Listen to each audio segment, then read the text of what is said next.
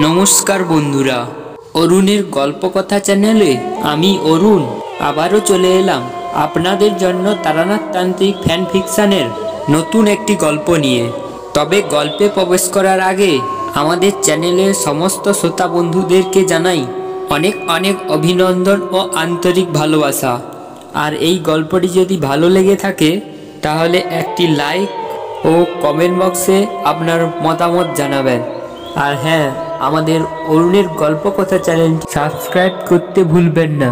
তাহলে আর বেশি দেরি না করে শুরু করছি আজকের বিশেষ নিবেদন। লেখক উদ্দীপ্ত চৌধুরীর কলমে তারানাথ তান্ত্রিক ফ্যান ফিকশন, তারানাথ তান্ত্রিক ও জাতিস্বর।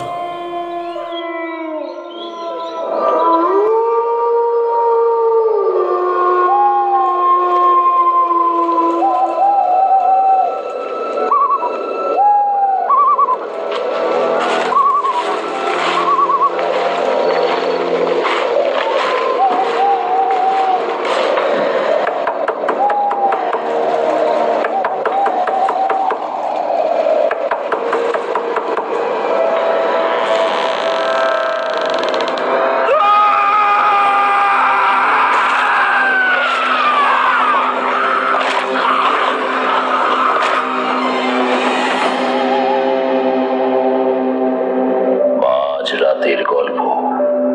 ভয় যদি সত্যির রূপ নিত তবে সেটাই হতো মাঝ রাতের গল্প।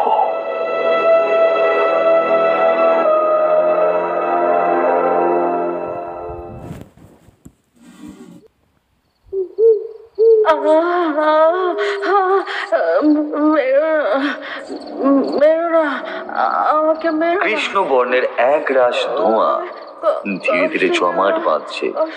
মাটি থেকে প্রায় 7 ফুট উঁচুতে ভাসছে এক জোড়া সাদা আলো। বিছানার চাদর দুই হাতে খামচে ধরেছে বনলতা। তার কপাল বেয়ে গড়িয়ে নামছে বিন্দু বিন্দু ঘাম।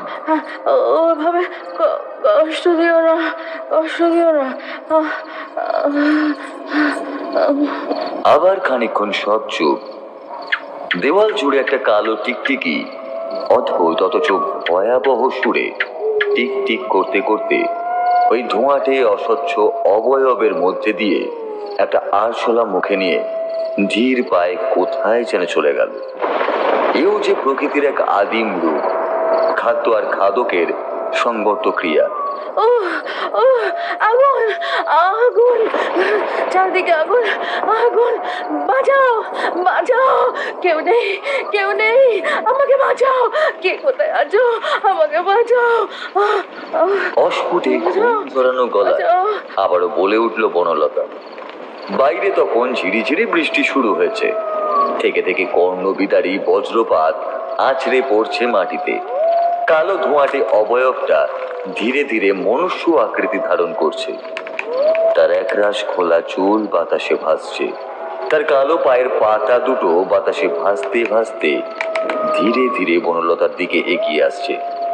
হঠাৎই ঘুমন্ত অবস্থাতেই বিছানা ছেড়ে শটান উঠে বসল সে। ওরা আমাকে ছাড়বে না, ওরা আমাকে ছাড়বে না। আমি জানি, জানি ওরা খোকাকেও শেষ করে ফেলবে। আমাকে পালাতে হবে, আমাকে পালাতে হবে, যেভাবে হোক পালাতেই হবে, পালাতেই হবে, হ্যাঁ পালাতেই হবে, পালাতেই হবে। হাত বোঝা চোখে মাটিতে পা রাখলো বনলতা। ধীরে ধীরে সে আয়নার দিকে এগিয়ে গেল। সে জানতেও পারল না যে একটা দীর্ঘ কালো নারী অবয়ব তাকে নিঃশব্দে অনুসরণ করে চলেছে। বিরাট আয়নাটার স্বচ্ছ কাঁচের দিকে বনলতা নিদ্রামগ্ন অবস্থাতেই হাত খোলা চোখে তাকিয়ে বলল, অনেক লোভ তোমার, হ্যাঁ তাই না? আরো চাও, আরো, আর কত নেবে তুমি? হ্যাঁ চেয়েছিলে, সব তো দিয়েছি, সব তো দিয়েছি, তবু তোমার এত লোভ কিসের? কিসের লোভ, কিসের লোভ? বনলতার ঘাটটা একদিকে কাজ করা। কথাগুলো বলতে গিয়েই বারবার তার জিভ জড়িয়ে আসছিল। সেই ছায়া শরীর ঠিক তার পেছনে এসে দাঁড়িয়েছে। না, সে সম্পূর্ণভাবে নিশ্চুপ। নীরব প্রাণহীন দুই সাদা চোখের মণি মেলে আকুল নয়নে তৃষ্ণার্ত দৃষ্টিতে দেখে চলেছে তাকে। সেটি অপেক্ষায় রয়েছে এক সঠিক মুহূর্তের, যখন বনলতা এক ভীষণ সত্যের মুখোমুখি হবে। আয়নার কাঁচের দুই প্রান্ত দুই হাতে চেপে ধরে উন্মাদিনীর মতো মাথা ঠুকতে ঠুকতে বলতে লাগলো, ছাড়বো না, ছাড়বো না, কাউকে ছাড়বো না। ওদের একে একে শাস্তি দেব, নিজের হাতে এক একটাকে শেষ করবো। ছাড়বো না, ছাড়বো না।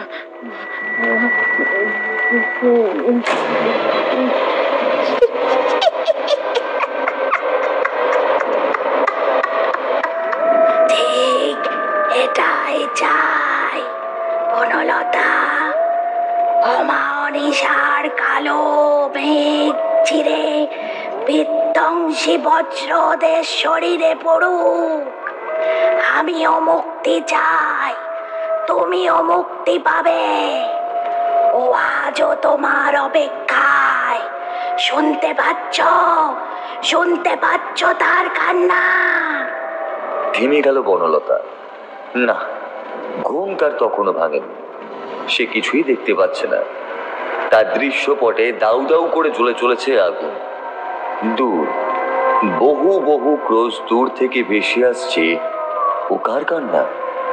একটি ছোট্ট ছেলে যেন কাঁদতে কাঁদতে বলে চলেছে, মা, ও মা গো, তুমি কোথায় মা? আমি তোমাকে দেখতে পাচ্ছি না, চারিদিকে ধোঁয়া মা। ভীষণ ভয় করছে যে মা।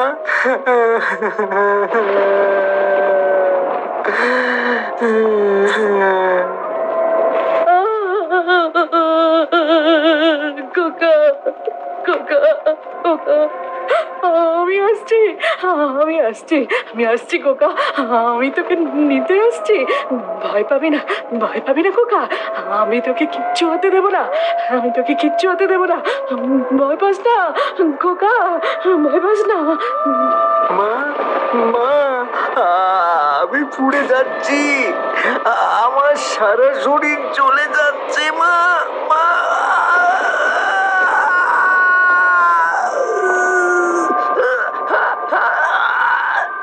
মাথার মধ্যে খ্যাপা মোষের মতো ঘুরপাক খাচ্ছে একটাই শব্দ, মা। এক কিশোর বালকের করুণ আর্তনাদ। ধীরে ধীরে সেটি মিলিয়ে যেতেই আবারও ভেসে এলো সেই মহিলার গলা, ভেসে এলো তীব্র এক অট্টহাসি।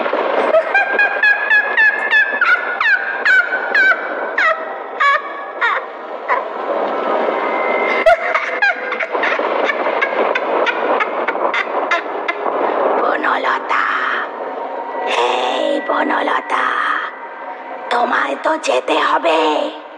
ওদের আসল রূপ সকলের সামনে তুলে ধরতে হবে।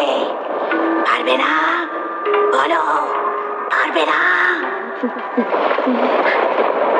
পারতে হবে, পারতে হবে, পারতে হবে। আয়নার সামনে দিয়ে মুখ ফেরালো সে। ধীরে ধীরে দরজার সামনে দাঁড়ালো সে। সেই কালো ধোঁয়া ধোঁয়া অবয়ব আবারও তার ঠিক পেছনে এসে দাঁড়িয়েছে। দুহাত দুই দিকে বাতাসে প্রসারিত করে বিড়বিড় করে দুর্বোধ্য ভাষায় মন্ত্র পড়তে লাগলো সে।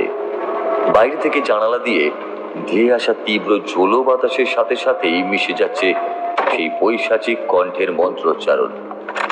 দরজার খিলটা হঠাৎই আপনা থেকেই খসে পড়ল মাটিতে। ঠিক সেই মুহূর্তে বাইরে একটা কান ফাটানো বাজ আছড়ে পড়তেই হঠাৎই সম্বিত ফিরল বনলতার। ধীরে ধীরে দুই চোখের পাতা মেলে ধরল সে। এতক্ষণে বর্তমান জগতের সাথে প্রকৃতই তার চেতনার যোগাযোগ স্থাপন ঘটেছে। একি, আমি দরজার সামনে দাঁড়িয়ে কি করছি? আমার যতদূর মনে পড়ছে আমি তো ঘুমোচ্ছিলাম। ঘাটটা ঘুরিয়ে একবার ডান দিকে আরেকবার বাম দিকে তাকালো বনলতা। না, কোথাও তো অস্বাভাবিক কিছুই চোখে পড়ছে না। তাহলে কি রোগটা আবার দেখা দিল? কিন্তু যদি হয়ে জানতে পারে আমার বিয়ে, আমার ভবিষ্যৎ সব শেষ হয়ে যাবে, তো সব শেষ হয়ে যাবে। মাটিতে পড়ে থাকা খিলটা আবার দরজায় লাগিয়ে দিয়ে পেছনে ঘুরতেই যাবে। ঠিক সেই সময় ঠিক তার কানের সামনে এক মেয়েলি খিলখিল হাসির শব্দ তার কানে ভেসে এলো। কি হলো বনলতা, ঘুম ভাঙলো? আমার পেছনে কে ওখানে? কে? তোতলাতে তোতলাতে কথাগুলো বলতে বলতে ধীরে ধীরে ঘাড় ঘোরাতেই যে পৈশাচিক দৃশ্যের সম্মুখীন হলো তাতে তার শির দ্বারা দিয়ে ভয়ের ঠান্ডা স্রোত নেমে গেল। একরাশ জমাট বাঁধা কালো ধোঁয়া তার ঠিক পেছনেই দাঁড়িয়ে রয়েছে। তার ধোঁয়াটে কালো দুই পায়ের পাতা ঠিক যেন বনলতার পেটের উচ্চতায় বাতাসে ভেসে রয়েছে। না না, এটা হতে পারে না, কিছুতেই না, কিছুতেই হতে পারে না।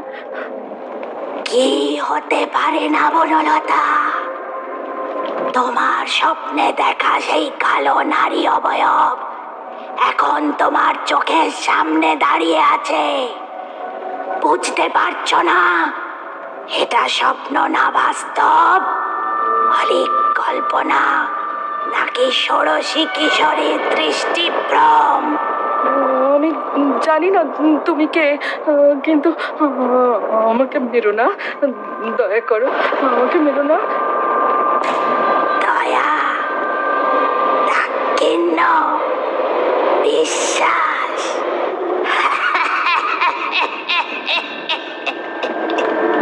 তোমায় হত্যা করলে যে আমার মুক্তি ঘটবে না বনলতা। মুক্তি? কি চাও তুমি, কি চাও?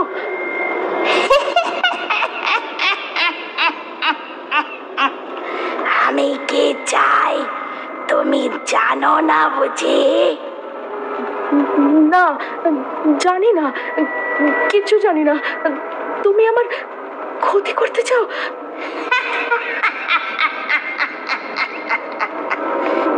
অদ্ভুত ভাবে হেসে উঠল সেই নারী। একটা ধোঁয়াটে হাতের আঙুল আয়নার দিকে নির্দেশ করে বলল, আমি কি চাই আর কেন এসেছি সেটা আয়নার সামনে গেলেই জানতে পারবে।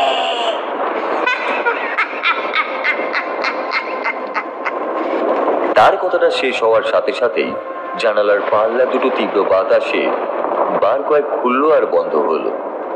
অসহ্য ধোঁয়া ধোঁয়া সেই অবয়ব ধীরে ধীরে বনলতার দিকে এগিয়ে এলো।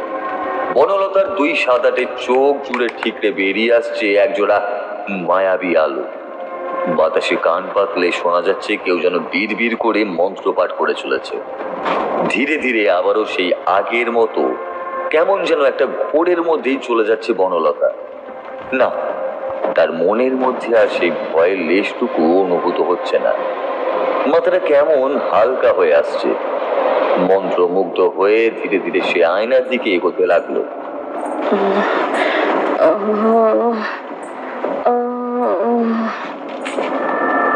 আয়নার সামনে আধ বোঝা চোখে সে নিজের প্রতিফলনকে দেখতে লাগলো। টকটকে ফর্সা রং, টিকালো নাক থেকে ঝুলছে নাক ছাবি, পরনে লাল বেনারসি শাড়ি, মুখ ভরা সোনার গয়না, একরাশ কালো চুল তার কোমর ছাপিয়েছে, ঠোঁটের ওপর একটা ছোট্ট তিল। তবে বাস্তব চিত্রটা বেশ আলাদা। আয়নার এই প্রান্তে দাঁড়িয়ে থাকা বনলতার সাথে আয়নার প্রতিফলিত হওয়া রূপের মিল থাকলেও তার পরনে এই মুহূর্তে একটা অতি সাধারণ শাড়ি। বুকে অন্তর্বাস নেই, গা ভর্তি গয়না নেই, নেই চামড়া সেই চাকচিক্য। হ্যাঁ, সে ফর্সা বটে, তবে প্রতিফলিত হওয়া সেই প্রতিবিম্বের মতো দুধে আলতা গায়ের রং তার ইহ জন্মে মোটেই ছিল না। তাহলে আয়নায় যে প্রতিবিম্বটি দেখা যাচ্ছে সেটি কার প্রতিবিম্ব জানতে হলে দেখতে থাকুন পরবর্তী ভিডিও।